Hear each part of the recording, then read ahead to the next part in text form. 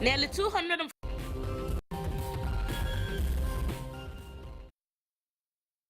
All right, welcome back. In case you're just joining us, it's still the Money Show coming to you from Nigeria's capital, Abuja. I did say at the beginning of the program that we'll be looking at agriculture today. We'll be talking about diversification, not just from putting the seeds on the ground, but we know that there are a lot of processes from putting the seed on the ground to the industries, job creation along that line. And when we are talking about agriculture, it's not only about crop farming. You know, my elementary agriculture, those days, did tell me, you know, agriculture is not just farming in terms of putting the crops, but we have even animal farming and all of that, livestock, you know, and there's a value chain along all these processes. Let me introduce my guest. I have to my immediate left Dr. Chijoke Osuje. He is the national president of Nigerian Institute of Food Science and Technology. He's also an agro-industry expert. Welcome to the show. Thank you, Nancy. I think this is your second time on the show, isn't it? That's true. Okay, so that means my memory is still intact. I have an idea of those that I interview. Welcome to the program. All right, close to him is a lady, you know, yeah, I'll call her a lady, madam. You know, she is Patricia Chizoba Monmuba, isn't it? I got that right. Monmuba, okay. She was a deputy director at NAFDAC, so now retired, isn't it? You're in charge of food at NAFDAC. You're also a fellow of the Institute of Chartered Chemists of Nigeria, member of the Institute of Food Science and Technology, isn't it? Yes. A member Institute of Public Analysts of Nigeria. You have an MSc in Analytical Chemistry and a BSc in Biochemistry. Okay. So what a good fusion, isn't it? Where do we start? We're looking at food security also, focusing on agriculture, talking about diversification. But let's start from food security. I will be biased. So I'll start with with her, okay. You know, because I hardly interview women, you know. I'm sounding like a broken record on the show. For those that watch the show regularly know that they see a lot of men with me on the show. So anytime I have the privilege of interviewing another woman, I'm always very happy. What actually is food security? Food security is ensuring and assuring adequate food supply to the populace on a continuous basis, sustainable basis. And the food has to be made accessible to the citizenry. It has to be nutritious, it has to be safe, no contamination, no foodborne diseases with the food, so that the populace can live, you know, healthy and active lives. I like the way you talked about it. You said ensuring and assuring. Yes. Isn't it? Yes. That food is safe. It's also free from adequate food supply. Food supply. Very good. Yes, nutritious, safe. I like that part, nutritious, because you can actually have food, but it's not nutritious, Yes. isn't it? True. Because perhaps it's been infected with diseases and all of that, so all the nutrients are gone.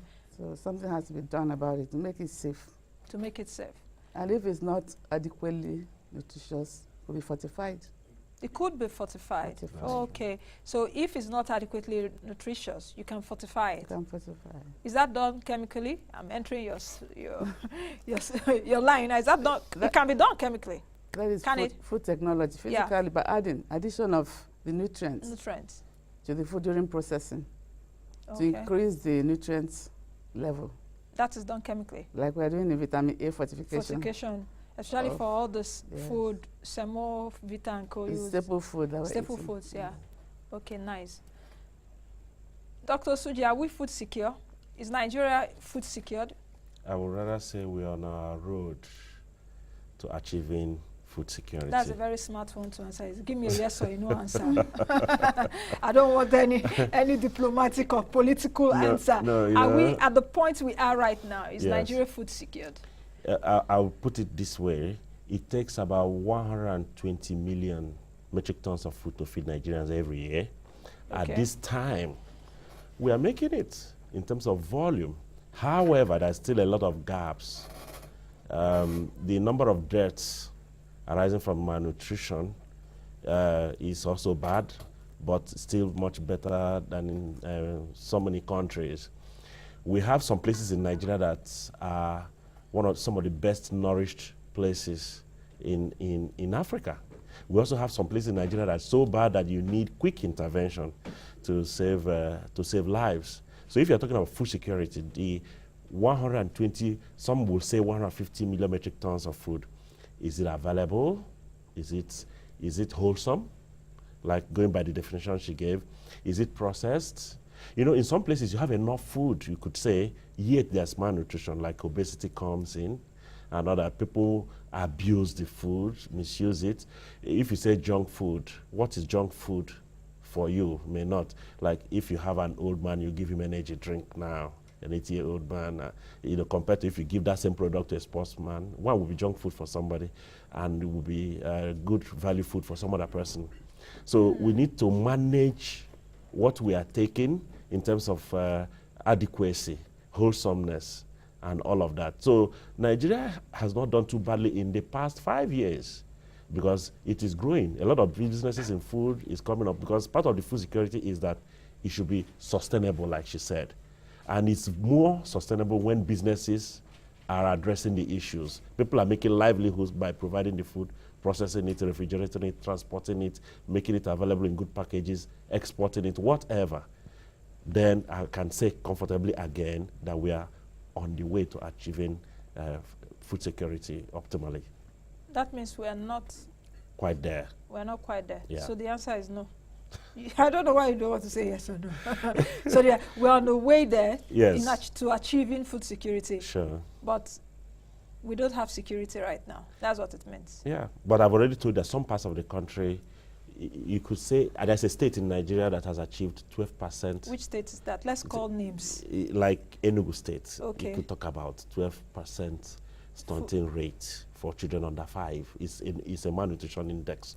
In some parts of the country, you permit me not to call them. You could Please call names. You could have states in the, say, northwest part of the country, yes. some as bad as 60% stunting rate. Please, let's call names. You know why I'm adamant that we should call the names? Because there's something that is called a peer review system, isn't it? Yes. There are some, it could even be some governors don't know what exactly is happening in their states right now. So we need to call names and let them know that they have a lot of work to do. Yeah.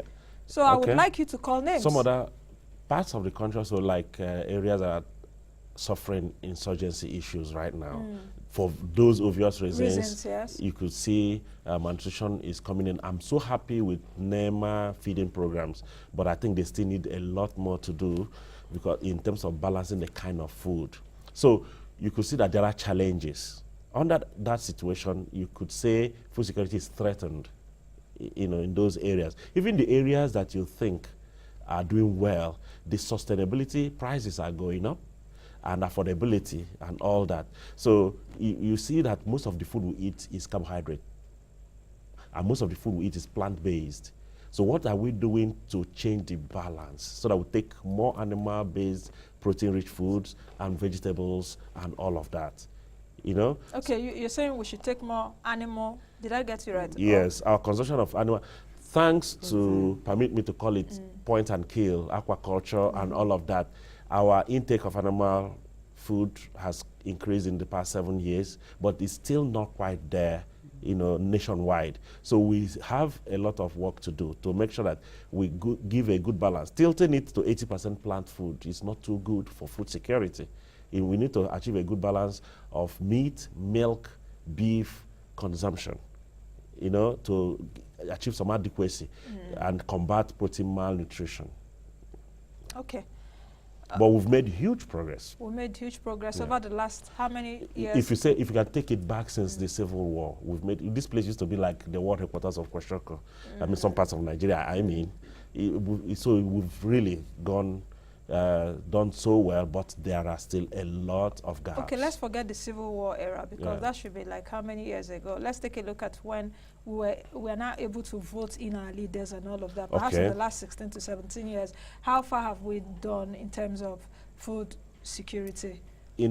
Since democracy, since the inception of democracy, if you judge it from the number of businesses that are doing food, then we've done well. The number or the volumes of Nigerian agricultural products in food shelves in Europe and America has increased. It has become an issue to the extent that they can now begin to address issues of safety of Nigerian foods. Yeah, because I know that at a point, I think I did say on the program yesterday, the Executive Secretary of the NEPC, Yes. Segun Awolowo, did say that there's an inquiry, there's a committee right now to check out in terms of rejection of our export, and that may also include food products Good. into other parts of the But world. for the huge increase in oil price not too long ago, the share of agriculture into the economy had risen astronomically. Now that the price of crude has come down, you could see that that share is quite impressive now. But we need to make sure, because we have a huge population to feed. Okay. So we need to address issues that will make it even go bigger than that and make us, should I say, more food secure. I'll come to you again. You know, since you had a stint in NAFDAC, you know, and you were in charge of food safety, isn't it? The rate at which we produce food in Nigeria, when I mean food, both animal, plants, and whatever thing in that value chain, is it well monitored? Because when you were defining food security, you mentioned that there should be food supply, there should be safety, there should be other things that are attached to it. But do you think that we're doing enough even in terms of safety for the rural population? Because of course we have a lot of rural farmers that provide food for the country.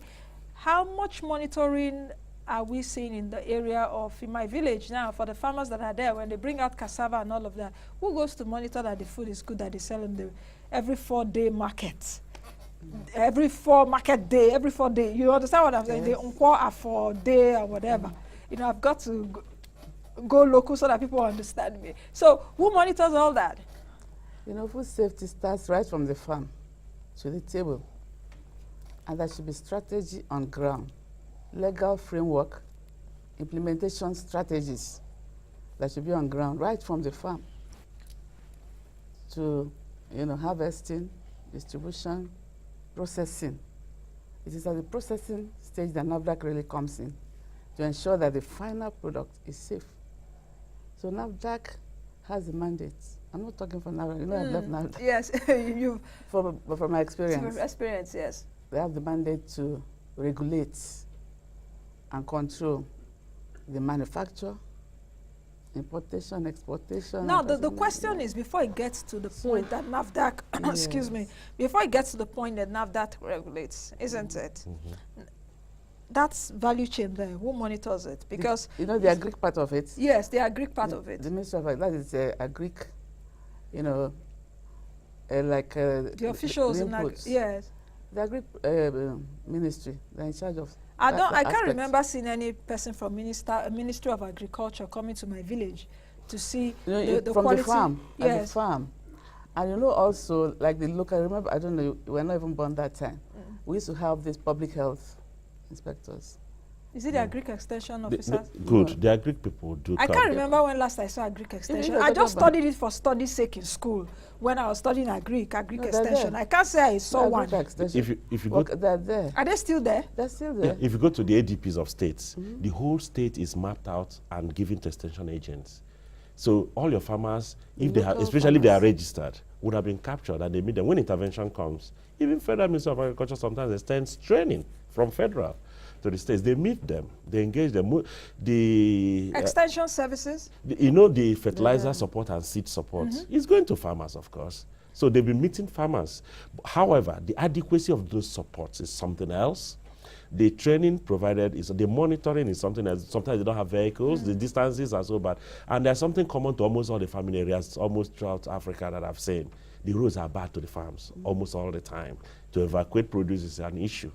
So you see that the extension workers may not get to them. So they do visit them. But the question now is that how many extension workers do we have? Just like what you said, I can't remember anyone now, or we'll go to our universities to say they are studying agric extension, you know? It was a course of study. It still is in many universities. Still is. Because of Yes. study.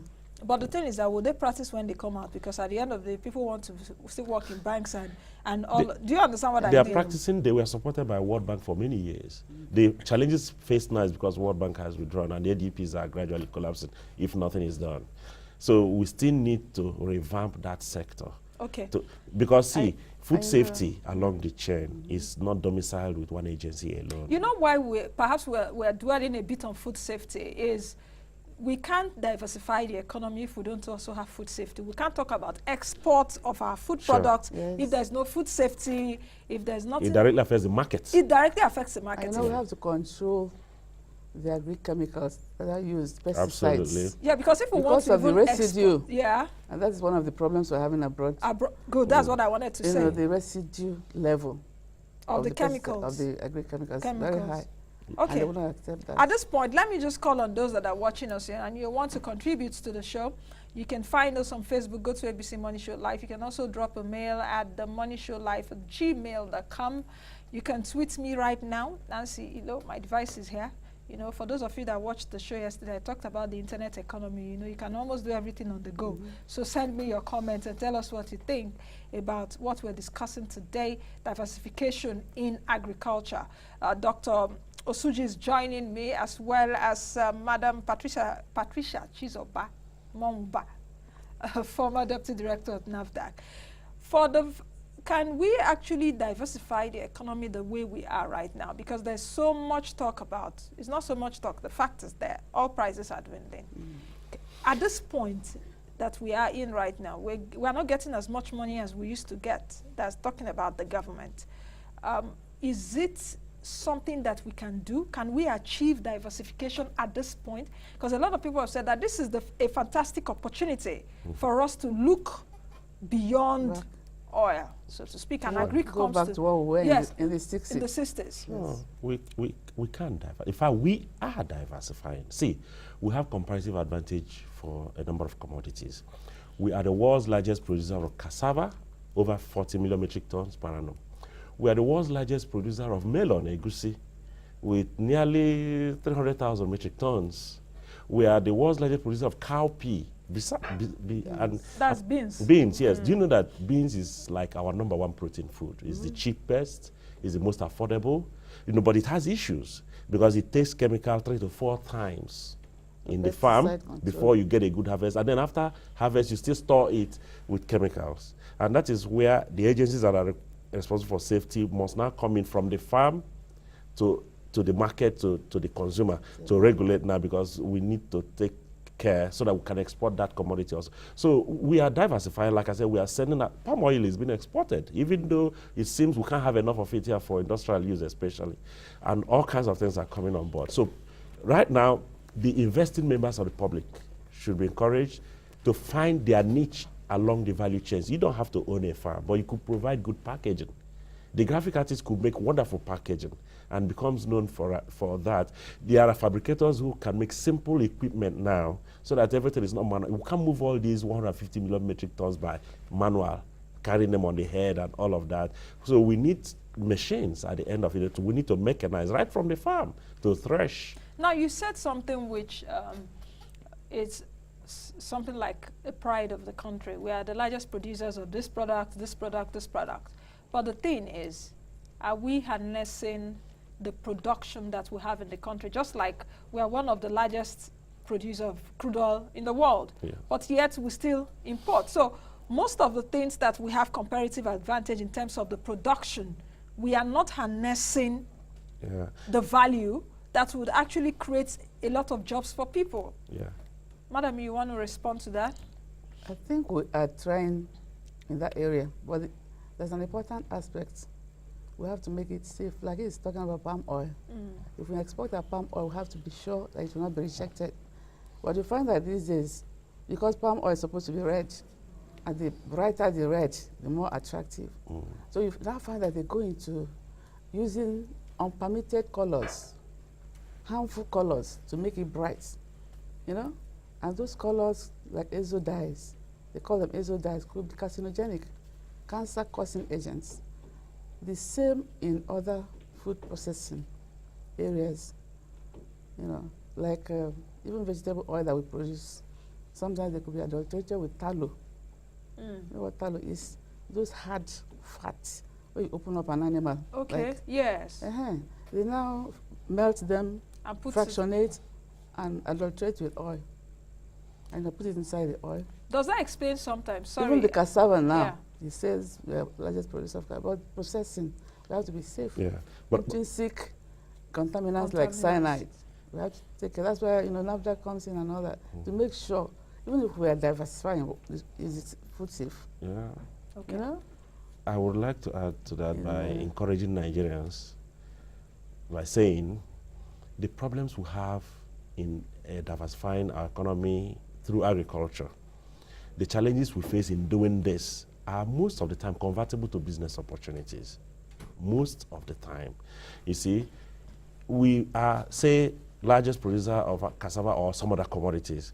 But now the time has come for us to invest in making it come to the marketplace in such a way that every member of the value chain earns a margin. So the opportunities are there.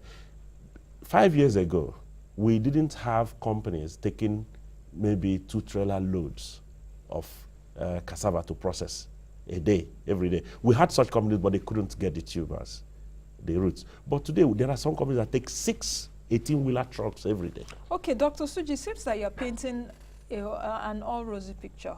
Is it that rosy? Because I think I was at a meeting with the Rice Farmers Association of Nigeria at a point. I don't know if you were there. Did I see it at the Central Bank? Were you there when the Central Bank presented? I attended a number of sessions. Okay. When the rice farmers came, and some of the rice farmers, the rice producers along the value chain, they did meet with the Central Bank governor, and I was there, and there were a lot of challenges, they said, happening to them, that in terms of, even when they produce, who takes the rice that they produce, you know, because we still even have the problem of importation. We still import rice.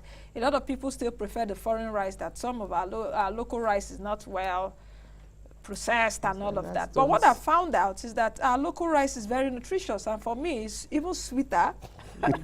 Yeah, it's actually sweeter than the imported rice. That's for me, though. I don't know for any other person. It's not that rosy. It has to be done well. You know, sometimes it has stones. Stones, yeah.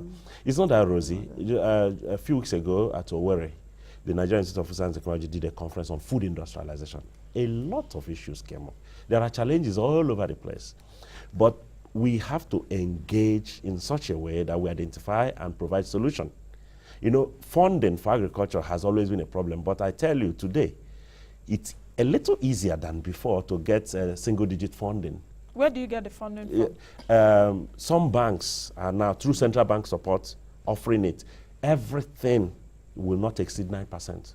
Everything, charges, everything. It was not there before. It's coming up gradually. So it's not, I'm not painting a rosy picture, I'm painting a picture of hope and reality that it can be done. We could diversify truly, you know, and then we begin to substitute some imports with local raw materials and then begin to export and thereby creating jobs. If we achieve just 5 to 10% inclusion of cassava into wheat flour, you could save millions of dollars and create jobs home at, at the domestic front at the same time. It is doable, like somebody would say, and it's being done. We're not talking theory that is hanging in the air. So you find where in the agricultural value chain you can fit in. If it is, we hardly have refrigerated transport for fresh products. Fresh products that could actually be exported if the chain is well, cold chain is well set up.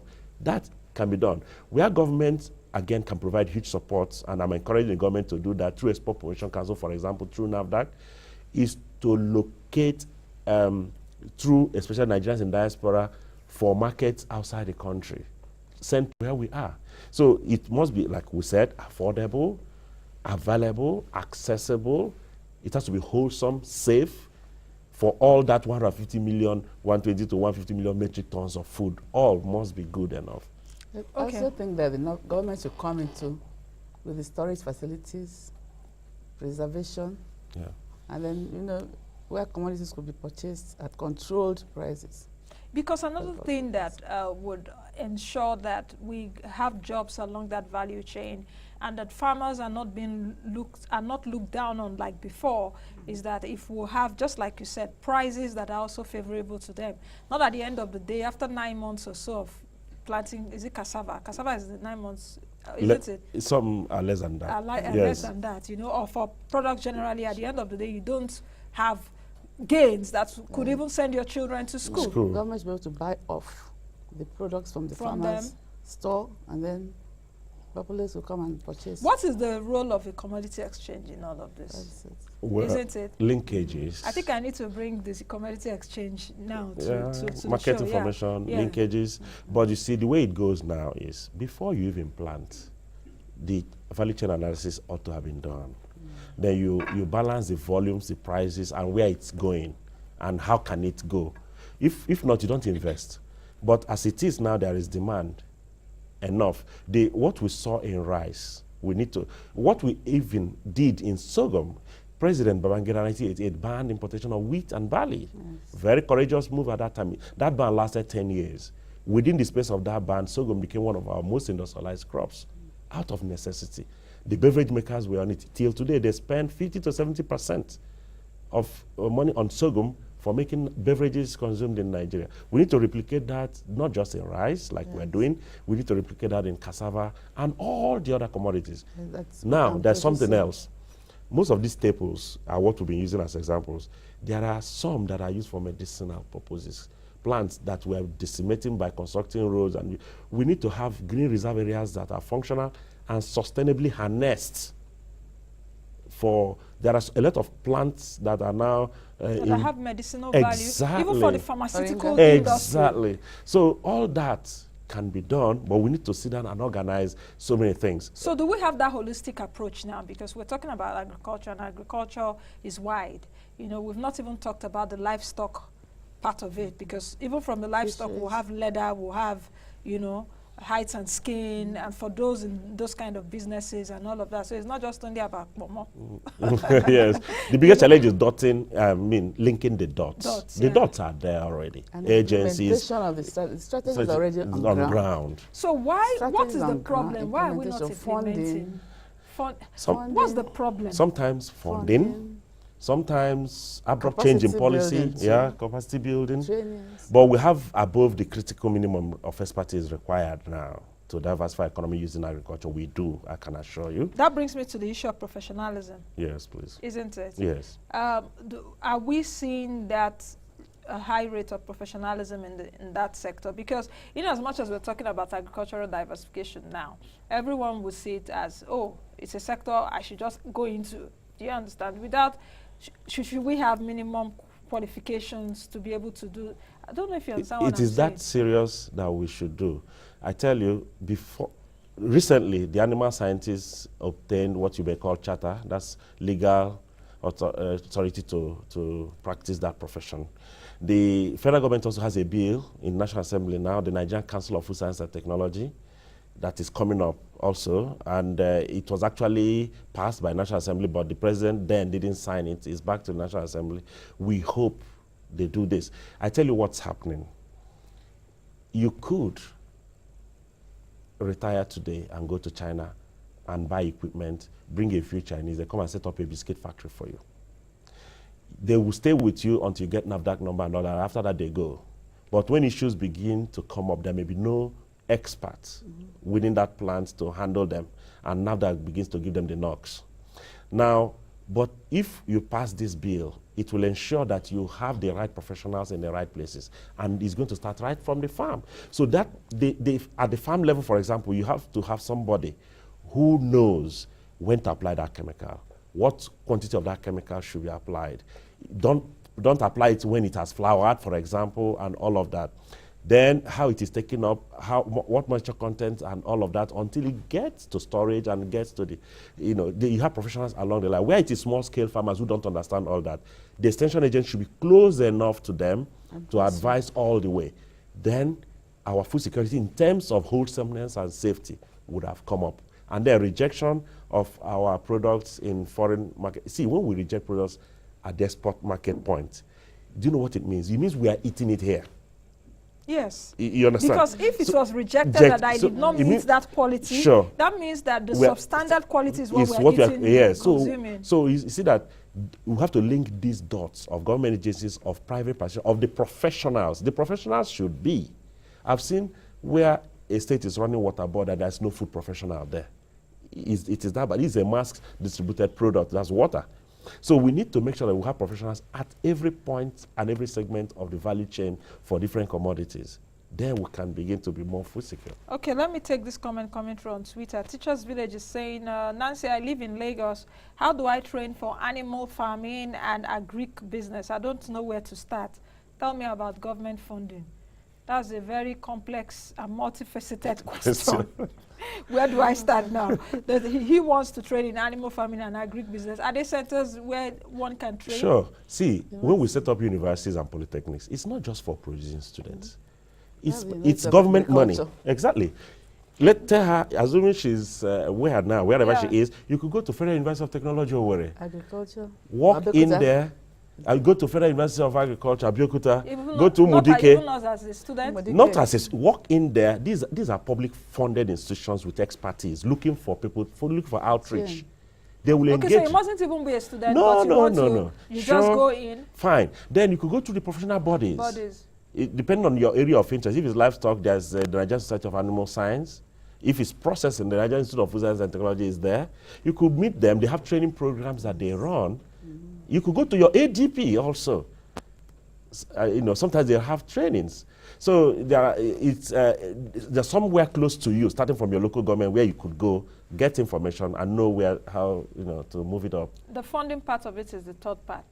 The funding of such businesses. For those watching us now, I want to go into funding. I want to go into agric and they need funding. I know that some of the banks do have agric desk, but I don't even know how viable that is. I also do know that there was a time the Central Bank of Nigeria did put in some intervention funds to be able to make this a bit easier. Where do they get funding? Bank of Industry? As an individual, it might be an individual starter. It may be a bit difficult. But if you are in groups, societies that are well organized. For example, a few things you will look at in any group is, do they have the numbers and resources like land? Are they gender balanced? Are they democratic? Do they do elections? Do they even punish those who don't obey their laws? Do they have bylaws? Do they have bank accounts? When you have some of these things in place and it seems to be running well for a few years at least, it's easier for a funding agency to come in and partner with them. In fact, even if the funding agency doesn't come in, the process of who is interested in that product could partner with them, give them money, support them with inputs, and offtake the products. They could be cooperatives. Okay, I think at this point, that's the much we can take. When we are making sense, time seems to fly. But of course, this is an ongoing discourse. But many thanks for coming on the program. I've been speaking with Dr. Chijioke Osuji. He's the National President of Nigerian Institute of Food Science and Technology, as well as an agro-industry expert. And Madam Patricia Chizoba Momuba was a deputy director at NAFDAC. She's retired now. I hope you've been getting your pensions. Yes. Okay. All right, many thanks for coming on the program. Thank you also for your comments. Please join us tomorrow. Tomorrow will be the last edition for the week. Of course, we'll be talking another issue in the business and economic space. Be the best you can be the change you want to see. God bless Nigeria. I am Nancy. Bye now.